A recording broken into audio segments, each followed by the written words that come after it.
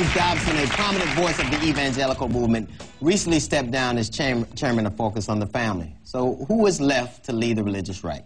Joining me now is a former evangelist and author of Crazy for God, Frank Schaeffer. How you doing, Frank? Fine, It seemed as if President Bush was the perfect candidate for the religious right. He was born again. He was an evangelical. Right. He was an end-of-days believer. And so the the evangelical right got what they wanted. Right. What went wrong? Well, he, first of all, was unqualified to be president. And but all he had to do was believe in Jesus. Right? That's right. And that's why he got elected. And you saw this again in the last election when Sarah Palin was introduced as the vice presidential candidate for McCain. The only reason he picked her is because she was another born-again Christian, and he thought he'd throw that sop to the religious right. So the game continues, but this time it didn't work because people had it with voting for people just on the basis of their belief in kind of a fundamentalist Christianity. But you grew up that way. Yeah, your father was instrumental in the evangelical movement. My father was someone who was key to the formation of the religious right in the 1970s and 80s.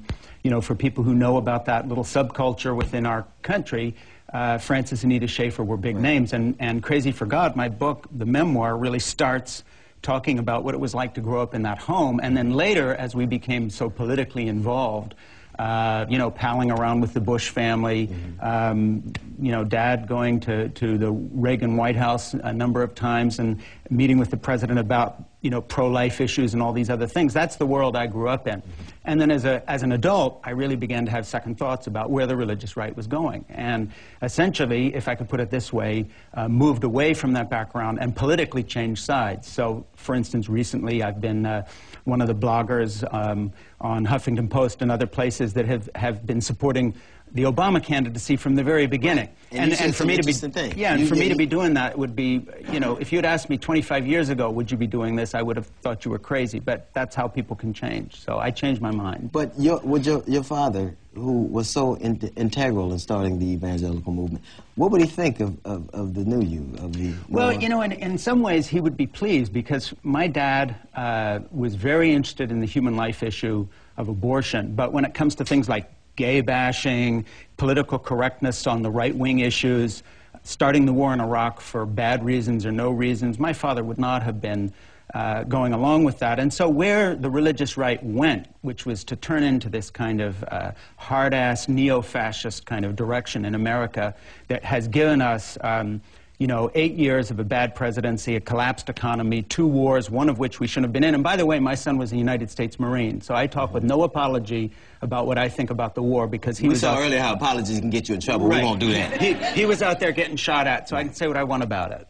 And the fact of the matter is, I just think we've come through a very, very bad time, and unfortunately, I'm sorry to say, my dad and I, when I was a young man, and he, in his career, had a lot to do with it, because we were the people who, along with others like James Dobson, Pat Robertson, Jerry Falwell, and the others, we put all this crap in place. And now, the reason I wrote Crazy for God is because the title is literally that if you approach God in a certain way, it will drive you crazy. Right. And this has been a period of craziness. You've said some of the, you do blog for Huffington Post, and you've written some things, and I've read you for a little while, and you've written some things that I've never heard anybody say out loud.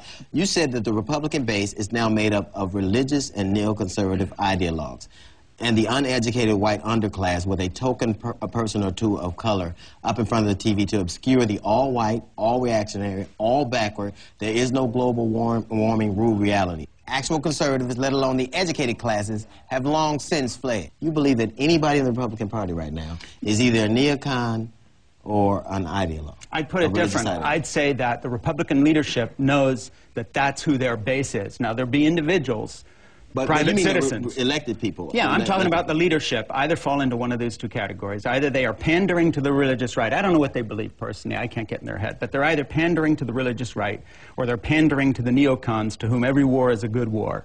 and there's very little room in between. And the people, for instance, like William F. Buckley, who was a friend of my dad's, Barry Goldwater, you could have disagreed or agreed with them, but these were not crazy people. These were not Fruit Loops. They wanted a separation of church and state. Right, they wanted a separation of church and state. They were not using politics to beat people over the head with a moral crusade. They were not looking to start wars for no reason.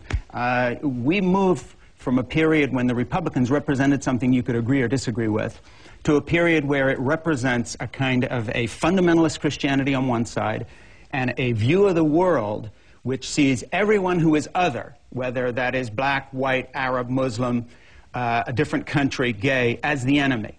And basically that's a very dangerous position. And so I think when you look at a guy like Rush Limbaugh today, what you're seeing is the lid off. This is the raw, naked, true face of where republicanism is. And be my guest. If people want to vote for that, fine. We've just had 8 years of this that drove us over the cliff.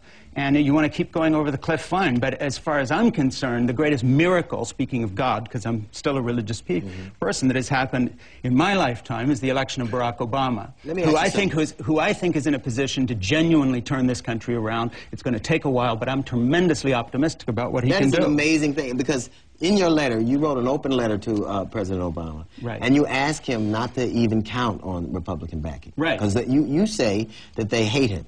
They do hate him. They hate him. They do hate him. I mean, that's pretty strong. Rush Limbaugh is telling the truth when he says he wants him to fail. And these people are ideological enough that they'd rather take our whole country down and be proved right than be patriotic Americans and stand up and do the thing that every American who loves this country would do right now, which is to support the president whether you voted for him or not.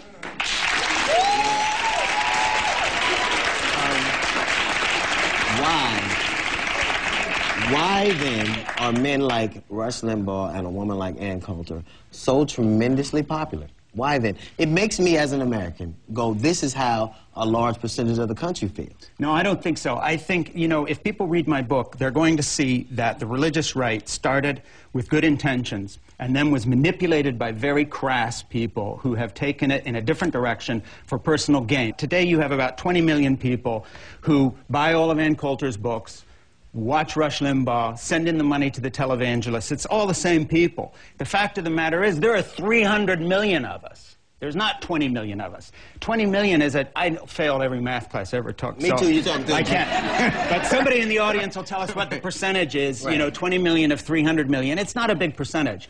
It's just a loud percentage. This is the drunk on the subway making all the trouble at the end of the car for all the people in the subway. There's 100 decent citizens on there. There's one ass at the front end who's molesting women. That's the Republican Party now in terms of the loud part.